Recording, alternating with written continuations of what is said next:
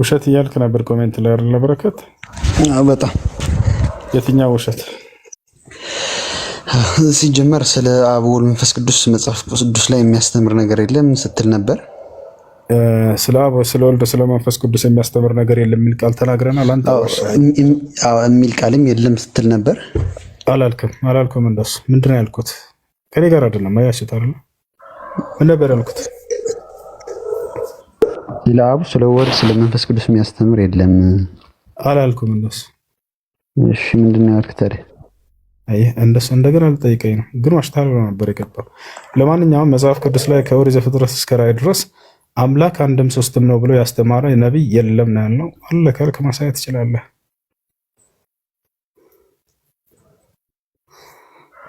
ይሰማል? አዎ ይሰማል። ምን ነበር ያልከው? አምላክ አንድም ሶስትም ነው ብሎ ያስተማረ ነብይ ካለ መጽሐፍ ቅዱስ አለ። በእርግጥ የት ጋር? ቆይ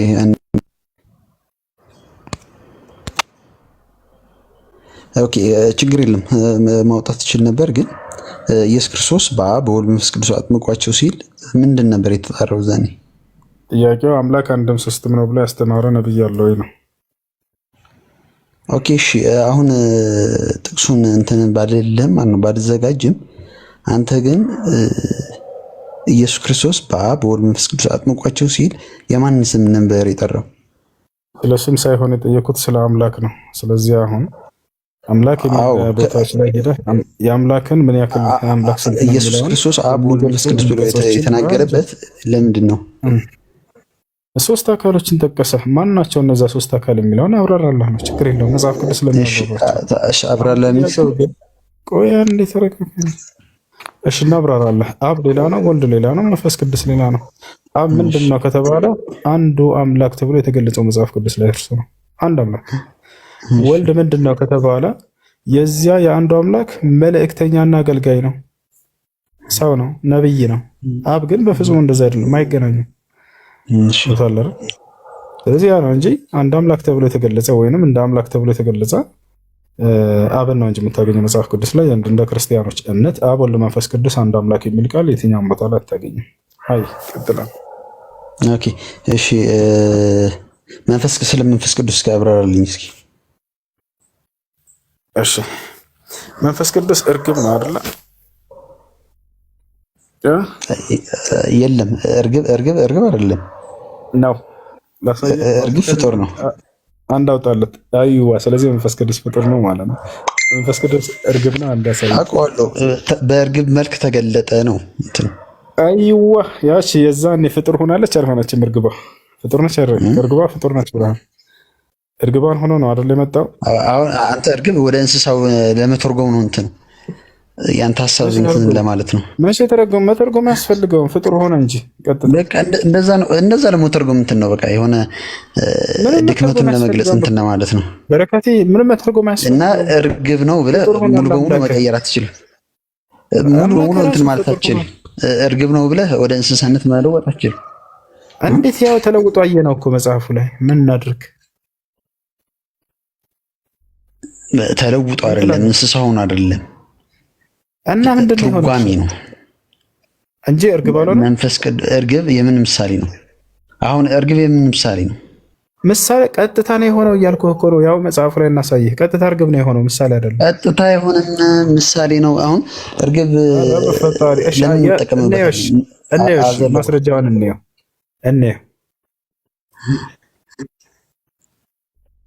ስለዚህ ኢየሱስ ክርስቶስ እየተጠመቀ ባለበት ጊዜ በእርግብ መልክ መጥቷል አልመጣም? መንፈስ ቅዱስ ኦፍ ኮርስ ግን ምሳሌ ነው የምልህ። እንትን ሆኖ አይደለም። ምሳሌ መገለጫ ማለት ነው። እርግብ አልሆነም። ምን ሆኖ ነው የመጣው? እሺ አሁን ለምሳሌ ፍቅርን ለመግለጽ ልብ ምልክት እንጠቀም አይደለ? ነው አይደለም? የሚታይ ነገር ነው። በእርግብ መልክ መጣ እያለህ እኮ ነው። በእርግብ መልክ ሲመጣ የእርግብ ምሳሌ ስላለው ነው።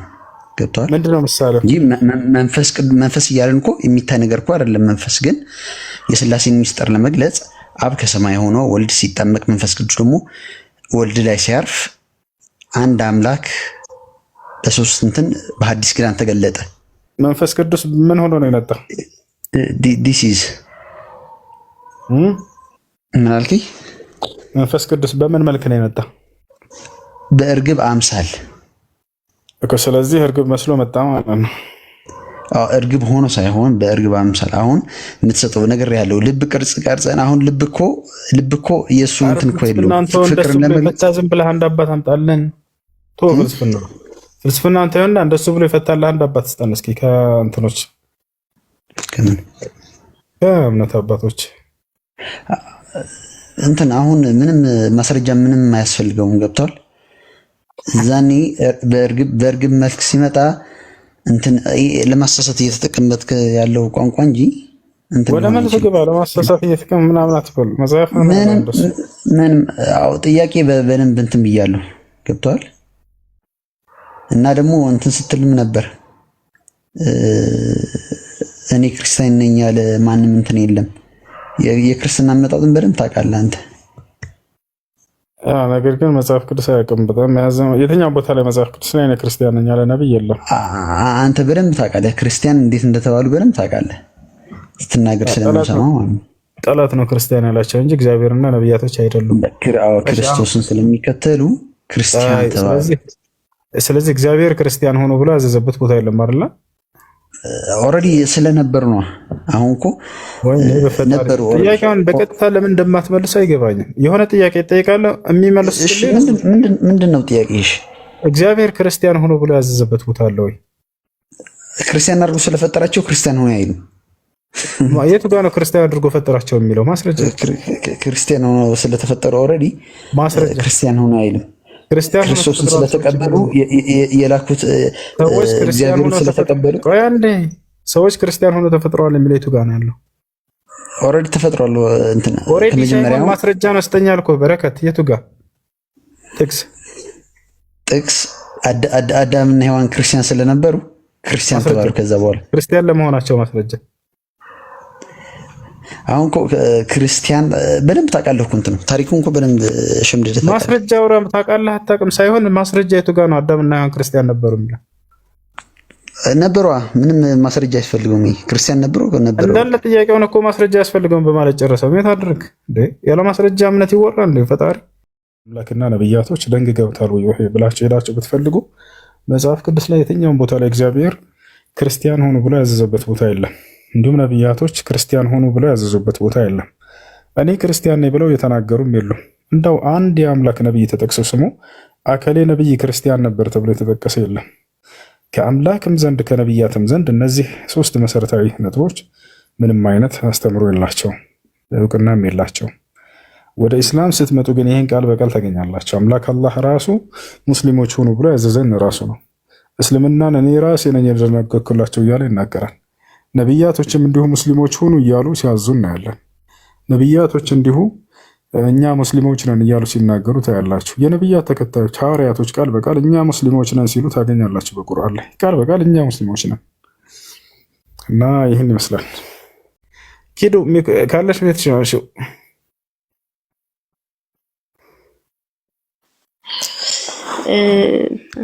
ይሰማል? ይሰማል። እሺ ሙስሊሞች ኢየሱስ ክርስቶስ ሞቱን ከሞት መነሳቱን አያምኑም። መጽሐፍ ቅዱስ ደግሞ ይሄንን ይላል እና ይሄ እንዴት ሊሆን ይችላል? እስልምና ኢየሱስ ክርስቶስ አልተሰቀለም አልሞተም ነው የሚለው፣ ከሞትም አልተነሳም ነው የሚለው። በክርስትና ደግሞ ይሄንን የተማርኩት። መልካም እሺ። በእስልምና ግልጽ ነው። አምላክ አላህ ሱብሓነሁ ወተዓላ አልገደሉትም አልሰቀሉትም ብሎ ተናግሯል። ነገር ግን በአላህ ሱብሓነሁ ወተዓላ በክብር አንስቶታል፣ በሰማይ ላይ ይገኛል። ያ ነው እና በክርስትና ላይ ያለው ደግሞ በመገደሉና በመሰቀሉ ጉዳይ እርስ በራሳቸው የሚጋጩ የሆኑ ጥቅሶች በሶስት መንገድ ነው የምንረዳው። አንደኛ ተገድሏል ተሰቅሏል ብለው የተጻፉ ጽሁፎች አሉ ወይ? አዎ አሉ። አንደኛ እሱ ነው። ሁለተኛ ነገር ምንድን ነው? ክርስቶስ ሊገደል እንደማይችል በፍጹም የአምላክ ጥበቃ እንደሚከተለው ጫፉ እንደማይነካ የተነገረው ትንቢቶች አሉ። አይሻር እኛ እነዚህን በማንሳት ብቻ መሞገት እንችላለን። በፍጹም ጫፉን እንደማይነካ የተነገረለትን ትንቢቶች አንስተን እነዚህን ምን ልታደርጓቸው ነው? ፍች አምጡ እንላቸዋለን። ማንም ሰው ድኗል ካልሆነ በስተቀር በምንም በሌላ መንገድ ሊፈቱ የማይችል ጥቅሶች አሉ። ቃል በቃል እንዳውም በትንቢት ላይ በመዝሙረ ዳዊት ምዕራፍ 91 ላይ ብትሄጂ አምላክ አድነዋለሁ ብሎ ቃል ገብቶለታል። አይደለም ሊገደል ሊሰቀል እግሩ እንኳ በመሰናክል አትነካውም፣ እንቅፋት እንኳን አይነካውም ተብሎ ተገልጾለታል። መላእክቶችም ያነሱታል ተብሎ ተገልጿል። አላህ ቃል በቃል በቁርአን ላይ አነሳሁት እንዳለ በትንቢት መጽሐፍ ቅዱስ ላይ ያነሱታል መላእክቶች ተብሎ የተጻፈው ቃል በቃል አለ። አላህም ይህንን ፈጽሞለታል። አንስቻለሁ ብሎ ቃል በቃል ተናግሯል በመላእክቶች በኩል እና ይህ ነው። ሌላኛው ክርስቶስ ተገደለ ተሰቀለ ብሎ የመናገር ማን ነው? ተነሳ ብሎ የመናገሩ ማን ነው? ሞራሉ አይኖራቸውም የመጽሐፍ ቅዱስ ጸሐፊያን። ለምን ከተባለ ሲያዝ ጊዜ ጀምሮ ተነሳ እስከሚባለው ድረስ የሉም ነበር። እንዳለ የዘገቡት በስማ በለው ነው፣ የአይን ምስክሮች አይደሉም። መጽሐፍ ቅዱስ ላይ ምን ይላል መሰለሽ? ሊይዙትን በመጡ ጊዜ ይላል ሁሉም ደቀ መዝሙር ጥለውት ሸሹ ይላል። ሲያዝ ጊዜ የሉም፣ አምልጠዋል እንዳለ ሁላቸው። መጀመሪያ ቀድሞ ክርስቶስ ነግሯቸው ነበር፣ በዛሬዋ ሌሊት ሁላችሁም ስለ እኔ ትሰናከላላችሁ፣ ዳሩ ግን ያ የላከኝ ከእኔ ጋር ነውና አይተውኝም እርሱ ብሏቸዋል። ሁላችሁም ወደ የቤታችሁ ጥላችሁ የተሸሻላችሁ ብሏቸዋል ቀድሞ።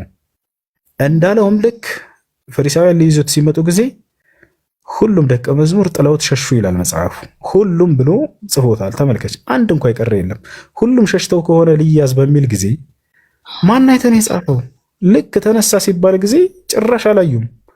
መግደላዊት ማርያም ነች ሄዳ በማለዳ አየች። ከዛ መታ ሄዳ ነገረቻቸው የተባለ የተጻፈው ተመልከቱ። አንድ ምስክር የሉም ነበር፣ አምልጥ ብለዋል። እንዳለ ሁላቸው ሸሽተዋል ደቀ መዝሙሮቹ።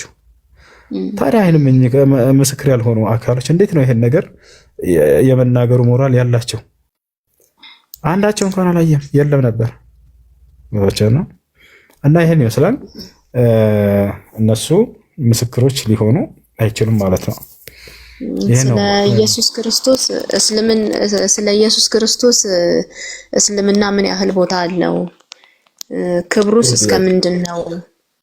መልካም የሚለው ማወቅ ትፈልጋለች። ምክንያቱም አሁን ባለችበት ሃይማኖት ለጻድቃን ለሰማዕታት በጣም ትልቅ ክብር አለ፣ ስግደት፣ በዝማሬም በትልቅ አገልግሎት ነው። እስከ ስለ ታቦትም መጠየቅ ትፈልጋለች። ይኸው አጠቃላይ ይስጠይቃችሁ ነውና ኦርቶዶክስ ሃይማኖት ስለ ጻድቃን ሰማዕታት የዚህን ያህል ክብርና ቦታ ምስጋና ትሰጣለች።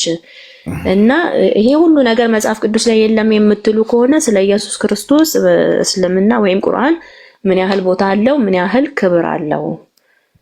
በጣም ጥሩ ጥያቄ።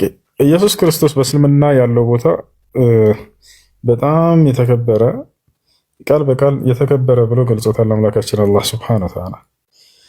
በሁለቱም ዓለም የክብር ባለቤት ነው እርሱ። 5 ነቢያቶች ማንም ደረጃቸውን የማይደርስባቸው ነቢያቶች አሉ። ኡሉል ዐዝም የሚል ስያሜ አላቸው። ከነዚያ መካከል አንደኛው መሲሁ ነው። መሲሁ በጣም ታላቅ ቦታ አለው። መሲሁ በጣም ድንቅ የሆነ ሰው ነው። በኢስላም በጣም ተአምራዊ ሰው ነው። በቃ ባፈጣጠሩ ጀምሮ አምላክ አላህ ሱብሓነሁ ወተዓላ በቁርአን ላይ ሲናገር ተአምር ነው መሲሁ ብሎ ነው የገለጸው። በቃ እርሱ በራሱ እሱ የአምላካችን ድንቅ ስራው ነው። አምላክ አላህ በቁርአን ላይ ወጀዐልናሃ ወብነሃ አየተን ሊልዓለሚን ይላል። እርሷንም ይላል ማርያምን ልጇንም ልክ እንዲሁ ለዓለማት ሰዎች ድንቅ ተአምር አደረኳቸው ይላል። አምላካችን አላህ ሱብሓነሁ ወተዓላ ከሰራቸው ድንቅ ተአምራቶቹ መካከል መሲሁና እናቱ ነች። የእርሷ ተአምር መሆኗ ምኑ ላይ ነው ከተባለ ማንም ወንድ ሳይገናኛት ብቸኛዋ በድንግልና የወለደችዋ ሴት ተብላ ትታመናለች በኢስላም። ታዲያ ተአምር ብሎ ማለት ትርጉሙ ምን ማለት ነው ከተባለ ከሰው ልጆች ሕግና ስርዓት የወጣ ነገር ማለት ነው። በሰው ልጆች ሕግና ስርዓት ሰው የሚወልደው እንዴት ነው ከተባለ ባልና ሚስት ግንኙነት አድርገው ነው። ይህ ሕግ ግን በማርያም ላይ አቆመ። ማርያም ላይ እንዳይሰራ አደረገው አምላክ አላህ። በምን መንገድ አስገኘ? መሲሁን ማርያምን ማንም ወንድ ጫፏን ሳይነካት በድንግልናዋ እንድትወልድ አደረገ። ማስረጃ ማየት ትፈልጋለች። እሺ፣ የተአምር መሆናቸውን እነርሱን ተአምር ተብሎ የተገለጹበትን ነው። እሱንም ወንድ ሳይነካት ምናምን ወንድ ሳይነካት መውለዷን ምናምን አይን ሁሉ ችግር ቁርአኑ ምን ያህል ቦታ ሰጥቷቸዋል ስለ ድንግል ማርያም ስለ ኢየሱስ ክርስቶስ የሚለው ማየት ትፈልጋለች። ችግር የለም እናሳያችኋለን። አንዴ ላሳያችሁ። እሺ መሲሁና እናቱ እንግዲህ አይሁዶች አመንዝራለች ብልቷን አልጠበቀችም ብለው ወርፈዋታል። በዝሙት ነው የወለደችው ብለው አምላክ አላህ ይሄን ሁሉ ክብሯን ጠብቆላታል። በፍጹም እሷ አላመነዘረችም እያለ ተናግሮላታል። እሺ ለመርየም ያለው ቦታ መጀመሪያ ሱራ አልአንቢያ ላይ እንግባ። ሱረቱል አንቢያ የነቢያቶች ምዕራፍ ይላል። እዚህ ላይ ስለ ማርያምና ስለ እናቱ ይናገራል። እዚህ ጋር ምን ይላል? ያውና ስለ ማርያም ያችን ብልቷን የጠበቀችው ይላል። ይህን ያለበት ምክንያት አላህ ለምንድን ነው ከተባለ ብልቷን አልጠበቀችም አመንዝራን የወለደችው መሲሁን ስላሉ በአይሁዲዎች ላይ ረድ እያደረገ ነው። አላህ መልስ እየመለሰላቸው ነው። ለማርያም እየተከላከለላት ነው። እርሷ በፍጹም እናንተ እንደምታስቡት ዝሙት አልሰራችም፣ ነገር ግን እርሷ ራሷን ነፍሷን ጠብቃለች እናንተ ከምትሉት ከጸያፊ ዝሙት እያለ እየመለሰላቸው ነው። አንዴ ይቅርታ መልሼው ነው። ከዚያ በኋላ ምን እንደሚል ተመልከቱ። በእርሷም ውስጥ ከመንፈሳችን የነፋንባት ይላል። ያ ማለት ከሩህ ለማለት ነው። ከዚያ ሩህ አላህ ሱብሓነሁ ወተዓላ በመልአኩ ገብርኤል በኩል በነፍስ አማካኝነት እንደፈጠረው መሲሁን በመንፈስ አማካኝነት እንደፈጠረው እየተናገረ ነው። እርሷንም ልጇንም እንደዚሁ ለዓለማት ተአምር ያደረግናትን መርየምን አስታውሱ ይላል። የሰላም እርሷም ልጇም ልክ እንዲሁ ለዓለማት ድንቅ ተአምር ናቸው። በቃ አምላካችን አላህ ሱብሓነሁ ወተዓላ መሲሁን ወጂሃን ፊ ዱንያ ወልአኺረቲ ወሚነል ሙቀረቢን ብሎ ገልጾታል። በቅርቢቱም ዓለም በቀጣዩም ዓለም የክብር ባለቤት ባለሟል የሆነ እያለ ይገልጸዋል። እሱን ያለበትን አንዴ ላሳያችሁ። ስለ ማርያምን ስለ ሁለቱንም ክብር ስለሆነ የጠየቅሽው ማርያም ንጽሕት ተብላ ቃል በቃል በቁርአን ላይ ተገልጻለች። አምላክ አላህ ሱብሓነሁ ወተዓላ ያነጻት። ልክ እንዲሁ ደግሞ ከዓለማት ሴቶች ሁሉ በላጭ ተብላ ተገልጻለች። ከዓለማት ሴት እርሷን የሚደርስባት የለም ተብላ ተገልጿል። ተመልከች እዚህ ጋር ስለ ማርያም ያና ተመልከች። መላእክትም ያሉትን አስታውስ ይላል። መርየም ሆይ መልአኩ ገብርኤል ያላት ነው። መርየም ሆይ አላህ በእርግጥ መረጠሽ። ያው ከዓለማት ሴቶች ተመርጣለች። ከዓለማት የሚለው የታለ? እንቀጥላለን። አነጻሽም፣ ያው ንጽሕት ነሽ። አነጻት፣ ንጽሕት ነች። ቀጥሎ ምን አላት? በዓለማት ሴቶችም ላይ መረጠሽ። ያ ሰላም ማን የመረጣት? ተራ ሰው ምናምን እንዳይመስላቸው። ከአምላክ ዘንድ የተመረጠ ሰው ምን አይነት ጻድቅ ቢሆን ነው? አያችሁት አይደለ? ከዓለማት ሴቶች ሁሉ ምርጥ ሴት ነች ማርያም። ንጽሕት ነች፣ እርሷ ንጹህ ነች። ለምን ከተባለ ለአምላኳ በመገዛቷ ነው የተመረጠችው። በአቋሟ በተክለ ሰውነቷ በውበቷ እንዳይመስላችሁ። ያው ምክንያቱም ቀጥሎ ሊናገር ነው። መርየም ሆይ ተባለች ለጌታሽ ታዛዥ ሁኚ።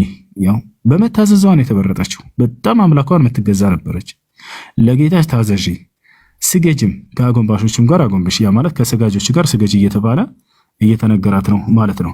ቀጥሎ ደግሞ ስለ መሲሁ ይናገራል። ተመልከች። መላእክትም ያሉትን አስታውስ። መልአኩ ገብርኤል ለማርያም ያላትም ማለት ነው። መርየም ሆይ አላት አላህ ከእርሱ በሆነው ቃል ስሙ አልመሲህ ዒሳ የመርየም ልጅ በዚህ ዓለምና በመጨረሻውም ዓለም የተከበረ ከባለሟሎቹ በሆነ ልጅ ያበስርሻል። ያ ሰላም መሲሁ እንዴት እንደተገለጸ ተመልከቱ። በቅርቢቱም ዓለም በቀጣዩም ዓለም በቃ ስኬታማ የሆነ ሰው ነው። በዚህም ዓለም አለ በመጨረሻውም ዓለም አለ ምን የሆነ የተከበረ የሆነ ሰው ነው። በቃ ያው ያለውን ክብር ግለጹልኝ ነው አይደል ያላችሁት? ቃል በቃል የተከበረ ተብሎ ተገልጿል። በጣም የሚያሳዝነው መጽሐፍ ቅዱስ ላይ የተረገመ ብሎ ጳውሎስ ይናገራል። ገላትያ 3:13 ጳውሎስ ስለ ኢየሱስ መርገም ነው ይላል። በቃ እርጉም ነው ኢየሱስ ብሎ ይናገራል። ተመልከቱ። ነብዩ መሐመድ ሰለላሁ ዐለይሂ ወሰለም መጥተው የተከበረ ብለው ገለጹት። ለምን የተከበረ የሚለው ቃል ተቀመጠ? ሚስጥሩ ምን ይመስላችኋል? ኢየሱስ መጽሐፍ ቅዱስ ላይ ታችኋል። ከእኔ በኋላ የሚመጣውም ያከብረኛል ብሎ ተናግሯል አይደለ? ተመልከቱ። ከእኔ በኋላ የሚመጣው ያከብረኛል። ቃል በቃል ነብዩ ሰለላሁ ዐለይሂ ወሰለም ምን አሉ? በተሰጣቸው ቃል ላይ የተከበረ ነው መሲሁ ብለው ተናገሩ። ጳውሎስስ ምን አለ? የተረገመ ነው። ጳውሎስ ምን እንዳለ ተመልከቱ። ገላትያ 3:13 ተመልከቱ። ምን ይላል? 13 ላይ በእንጨት ላይ የሚሰቀል ሁሉ የተረገመ ነው ተብሎ ተጽፏል አለ ጳውሎስ። ማንን ሊያካትተው ነው? ክርስቶስን ሊያካትተው ነው። ክርስቶስም ስለ እኛ እርግማን ሆኖ ከሕግ እርግማን ዋጀን ይላል። በቃ ክርስቶስ ስለ እኛ እርግማን ሆኗል ብሎ ይናገራል። ያኔ የተረገመ ሆኗል። አላህ ነው። ቁርአን ምን ይላል? የተባረከ ነው ይላል፣ የተከበረ ነው ይላል። እዚያ ጋር ደግሞ የተረገመ ነው ይላል። እንደ አጠቃላይ እዚህ ቦታ ላይ መሲሁ ያለው ደረጃ ይሄ ነው። በሁለቱም ዓለም የተከበረ ከባለሟሎቹ የሆነ ልጅ ያበስርሻል። አሁን ደግሞ ቀጣይ ሊናገር ነው። መሲሁ የሚያደርገውን ድንቅ ተአምራት ሊነግረን ነው። መሲሁ በእስልምና አስተምህሮ ተአምር መስራት የጀመረው መቼ እንደሆነ ታውቃላችሁ? ገና ሕፃን ሳለ እናቱ አዝላው ሳለች ነው። እንደ መጽሐፍ ቅዱስ ግን ተአምር የጀመረው ኢየሱስ ክርስቶስ መቼ ነው ከተባለ ከ30 ዓመቱ በኋላ። ለመጀመሪያ ጊዜ የሰራው ተአምር እንደ ቁርአን ኢየሱስ ክርስቶስ ምንድነው ከተባለ ገና እናቱ አዝላው የሰው ልጆችን ቋንቋ መናገሩ ነው። ተአምር ብሎ ማለት ቀደም እንደነገርኳችሁ ከሰው ሕግና ልማድ ይወጣ ነው። አንድ ሕፃን ልጅ ተወልዶ በእናቱ አንቀልባ ላይ ታዝሎ ሳለ መናገር ይችላል? የሰው ልጆችን ቋንቋ አይችልም። 2 ዓመት ከዚያ በላይ ሊጠብቅ ይችላል አይደል እንዴ? መሲሁ ግን ይሄን ሕግ ጥሶታል። በቃ ገና እንደተወለደ እናቱ አዝላው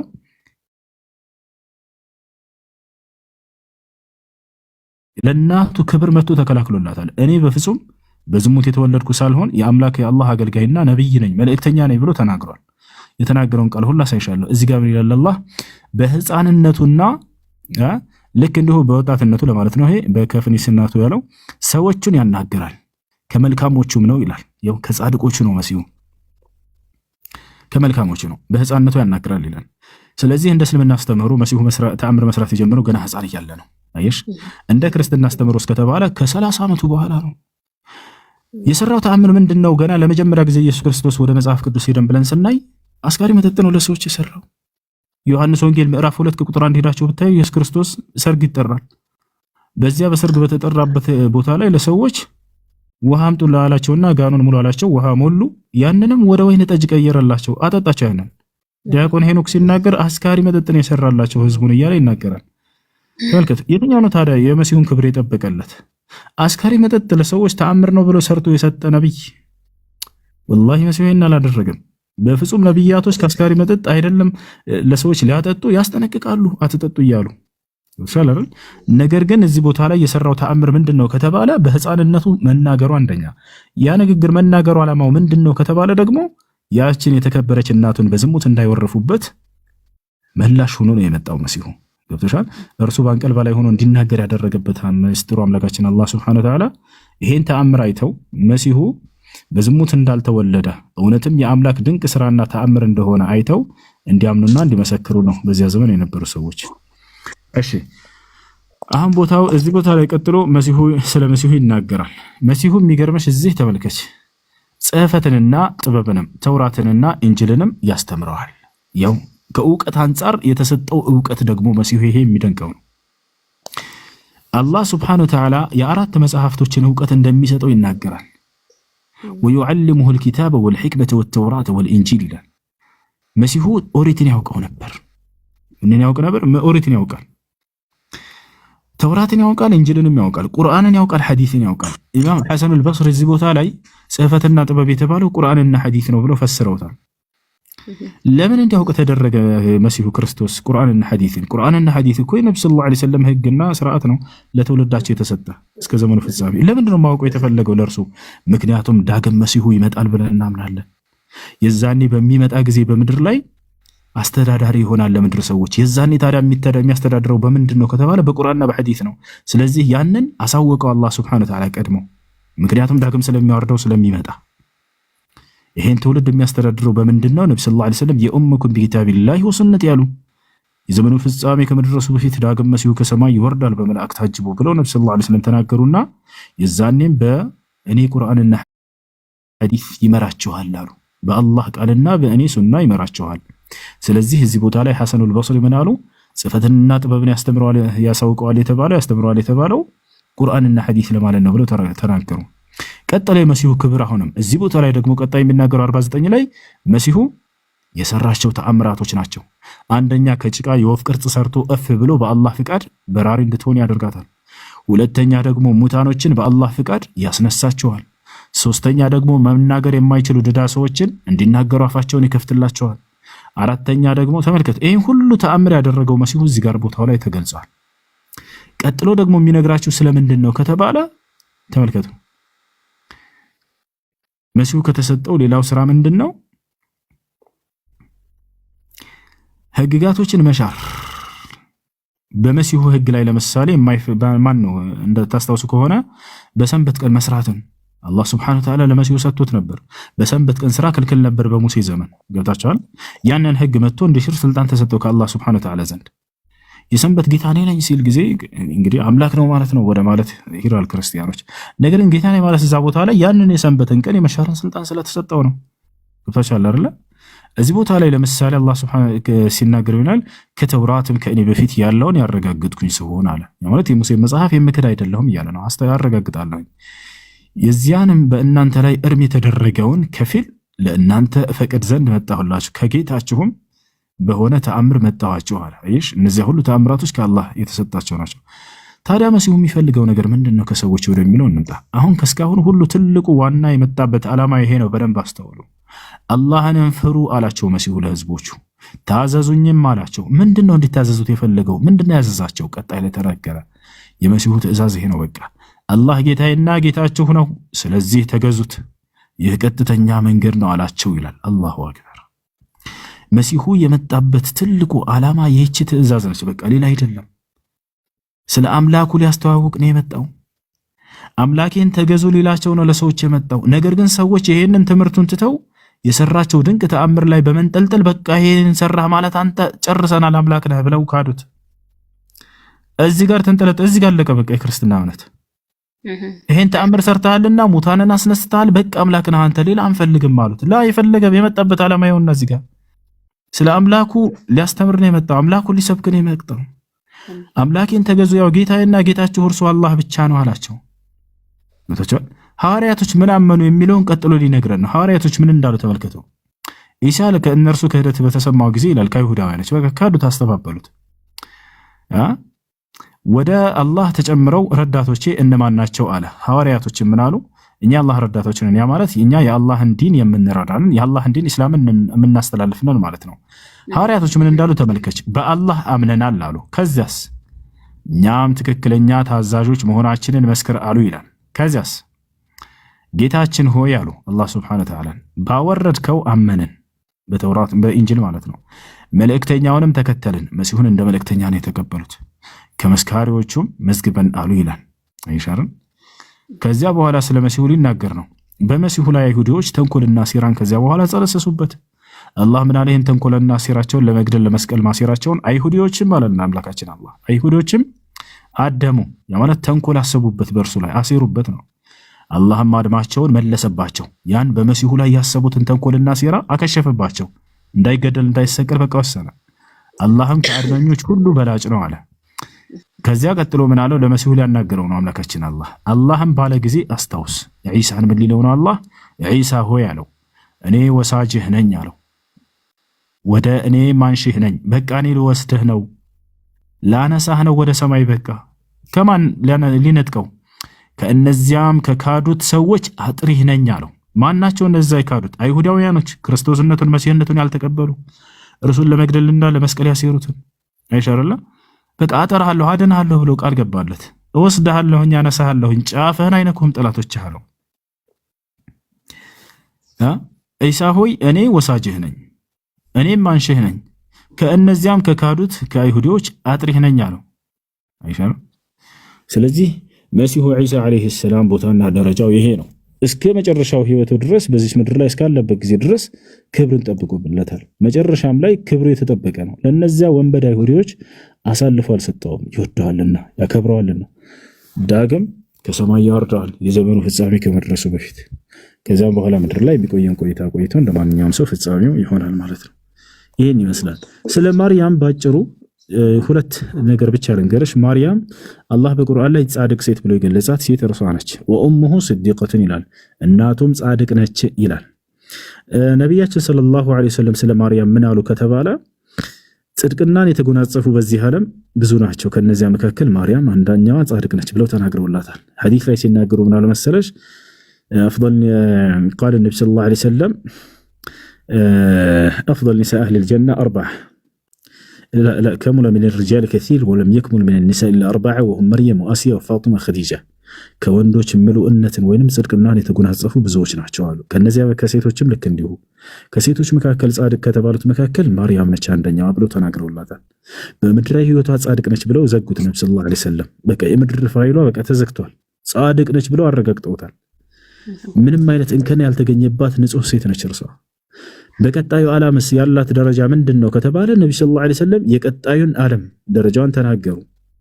من أرى قطع علم درجة يا مريم عليه السلام قال النبي صلى الله عليه وسلم أفضل نساء أهل الجنة 4 وهم مريم وآسيا وفاطمة خديجة يجنة تعلق أمي بالو سيتو شعرات ناتشوالو كان نزيع مكاكل يجنة تعلق سيت مريم عندنا وانا تشالو أياشو سلزي مريم بمدري هيوتوا صادق نشتبلالج بقطعو عالم ደግሞ የገነት ነች ብቻ ሳይሆን የገነት ታላቋ ሴት ተብላ ተገልጻለች። ከዚህ በልጥ ምን አለ? ከዚህ በልጥ ክብራቸው እንዴት ይጠብቅ? ነብያችን ሰለላሁ ዐለይሂ ወሰለም በሐዲስ ላይ አንድን ሰው ነው ጻድቅ እያሉ የሚያነሱት። የሚገርማቸው ነብያቶችን ያከብሯቸዋል፣ ይወዷቸዋል። መስሁን ሲያነሱ ግን ያ ጻድቁ የአላህ ሰው የአላህ ባሪያ እያሉ ነው የሚያነሱት። ነብዩ ሰለላሁ ዐለይሂ ወሰለም ምን እንዳሉ ቆይ አውጥቼ ወላሂ ላሳያችሁ። ወአቁሉ ከማ ቃለ العبد الصالح ይላሉ። ጻድቁ የአላህ አገልጋይም እንዳለ እላለሁ ይላሉ። ጻድቁ የሚሉት ማን ነው? መሲሁን ነው። ቆይ ላሳያችሁ። ጻድቁ እያሉ ነው የሚጠቅሱት። እንደ ነብዩ ሰለላሁ ዐለይሂ ወሰለም የሚያከብረው አለ? መሲሁ ዝም ብሎ በከንቱ አይደለም መጽሐፍ ቅዱስ ላይ ከእኔ በኋላ የሚመጣው ያከብረኛል ብሎ ተናግሯል። ጻድቁ እያሉ እኮ ነው የሚጠቅሱት። ያ ጀማዓ ወላሂ ላሳያችሁ። ጻድቁ የማርያም ልጅ እያሉ የተናገሩበት ሐዲስን ላውጣላችሁ። ያዙት ምንጭ فأقول كما قال العبد الصالح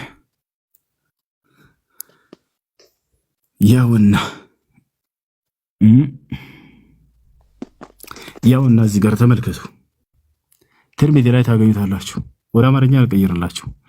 يحشر الناس يوم القيامة حفاة عراة غرلا كما خلقوا ثم قرأ كما بدأنا أول خلق نعيده وعدا علينا إنا كنا فاعلين وأول من يكسى من الخلائق إبراهيم ويؤخذ من أصحابي برجال ذات اليمين وذات الشمال فأقول يا رب أصحابي فيقال إنك لا تدري ما أحدثوا بعدك إنهم لم يزالوا مرتدين على عقابهم منذ فارقتهم فأقول كما قال العبد الصالح يا النبي صلى الله عليه وسلم ولا مارنيا لقير الله زيغار من دميلو ጻድቁ የአላህ ባሪያ እንዳለ እላለሁ ይላሉ። ተመልከቱ እዚህ ጋር ረጅም ነው ሐዲሱ።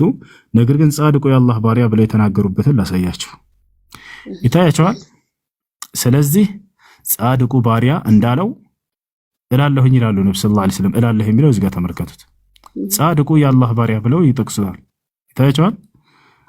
ጻድቁ የአላህ ባሪያ ብለው መሲሁን ይገልጹታል ማለት ነው። ያውና የማርያም ልጅ መሆኑን ታዲያ መቼ አሳየህን ለምትሉ ቀጣዩ እዚህኛው ላይ ላሳያችሁ። ምን ይላል ነብዩ ሰለላሁ ዐለይሂ ወሰለም? ስለዚህ ጻድቁ ባሪያው ዒሳ የማርያም ልጅ እንዳለው እላለሁ ይላሉ። ያ ሰላም ወላሂ ጻድቅ ብለው ነው ነብዩ ሰለላሁ ዐለይሂ ወሰለም የሚገልጹት። በጣም ይወዱታል፣ በጣም ያከብሩታል። በአንድ ሐዲስ ላይ ነብዩ ሰለላሁ ዐለይሂ ወሰለም انا اولى الناس بعيسى ابن مريم ይላሉ። فليس بينه وبينه نبي ለማርያም ልጅ ከማንም በላይ የምቀርበውና የምወደው እኔ ነኝ ይላሉ። በእኔና በእርሱ መካከል ሌላ ማንም መልእክተኛና ነብይ የለም ይላሉ። ዝም ብሎ በከንቱ አይደለም ይሄን ቃል ከማንም በላይ ወዳለሁ ከማንም በላይ አከብረዋለሁ የሚሉት። ምን ብሏል ቀድሞ መሲሁ? ከእኔ በኋላ የሚመጣው ግን በጣም ያከብረኛል ብሏቸዋል። ነብያችን ሰለላሁ ዐለይሂ ወሰለም በጣም ያከበሩት ለምን?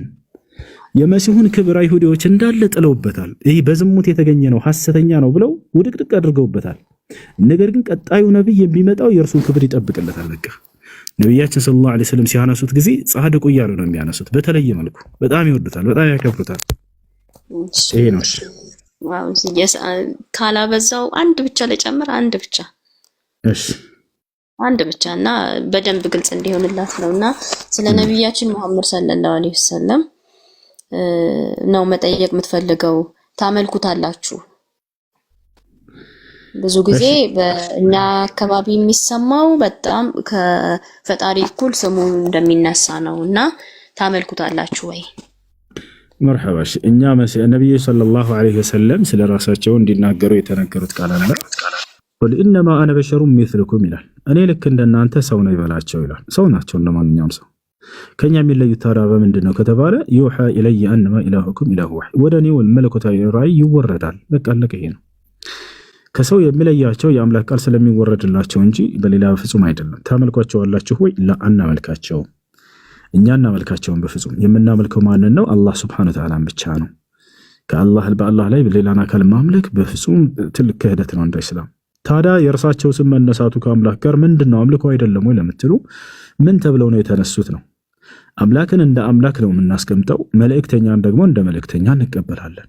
ተሻላረን ለዚያ ነብዩ ሰለላሁ ዐለይሂ ወሰለም ሲነሱ ጊዜ የአምላክ መልእክተኛ መሆናቸውን አብረን እያነሳን እንጂ እርሳቸውን ከአምላክ ጋር እያስተካከልናቸው አይደለም እንደ አምላክ።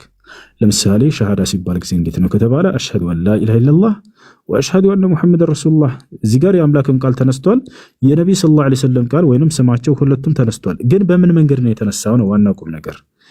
ስለ አምላክ ስናነሳ ምን አልኩኝ? ከአላህ በስተቀር በእውነት የሚመለክ ሌላ አምላክ የለም አልኩኝና ሙሐመድ ደግሞ የአላህ መልእክተኛ ናቸው አልኩኝ። አያችሁ፣ አብሮ ስለተነሳ አንድ አካል አምላክ ነው ማለት አይደለም። ያሻርለ መጽሐፍ ቅዱስ ላይ ምን ይላል? በእግዚአብሔር እመኑ በነብያቱም እመኑ ይላል። ነብያት ከአምላክ ጋር ስለተነሱ አምላክ ናቸው ማለት ነው አይደለም። አምላክን እንደ አምላክ እንቀበላለን፣ መልእክተኛ እንደ መልእክተኛ እንቀበላለን። ይሄ ነው። እሺ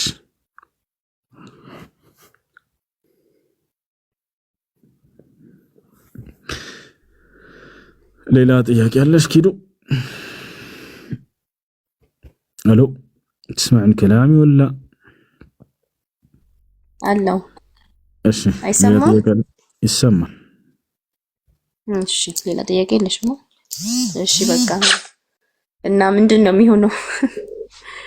ኦኬ እስልምናን ለመቀበል ከወሰነች ሸሃዳ እናስይዛታለን። እሺ ታናግረን። ሰላም እንዴት ነሽ? እሺ እስልምናን ለመቀበል ዝግጁ ነሽ አይደል?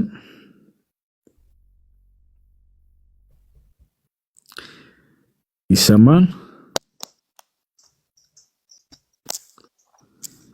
ሄሎ አለን ኔትወርክ ነው በጣም ይቆራረጣል።